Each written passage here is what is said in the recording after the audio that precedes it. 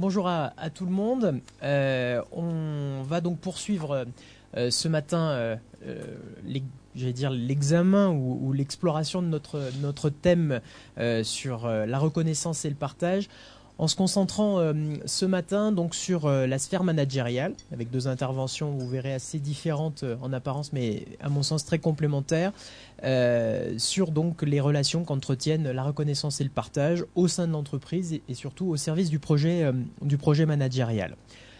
Alors, quand on commence à évoquer le thème du management sur la reconnaissance et le partage, on pourrait explorer énormément d'items, et on a choisi ce matin avec les intervenants de se concentrer sur la relation de travail en général, le lien social, et puis sur la vision partagée au sein de l'organisation, qu'elle soit l'entreprise ou la relation sportive.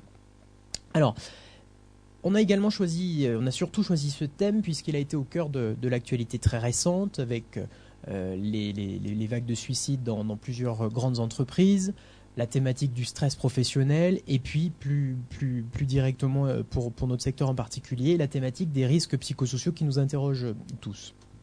Avec un première remarque, un premier constat, c'est que la thématique de la reconnaissance, mais c'est également celle du partage, est au cœur des préoccupations des salariés. Une enquête récente l'a prouvé, je crois, du magazine L'Expansion. Or, c'est un thème peu exploré, paradoxalement, ou souvent, malheureusement, assez galvaudé, voire parfois manipulé.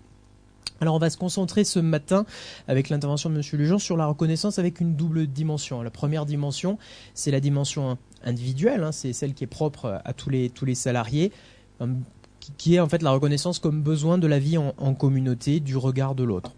Mais on va également essayer d'évoquer la reconnaissance comme un levier d'action, comme un levier de production du sens, pour voir un petit peu comment le manager, l'animateur au sein d'une équipe peut se servir de ce levier d'action, et doit-il déjà s'en servir. Alors, on va se poser une question centrale, c'est la place de l'individu dans le collectif et comment le management peut être producteur de sens, peut être un fondement du partage. Alors le premier thème avec Christian Lujan, que je remercie beaucoup de s'être rendu disponible, on va essayer de se concentrer sur les rapports de pouvoir au sein des organisations et sur les enjeux, et voir parfois les dérives, donc avec une prise de recul sur la quête du sens, où le manager donc va rechercher des outils, mais doit également s'interroger.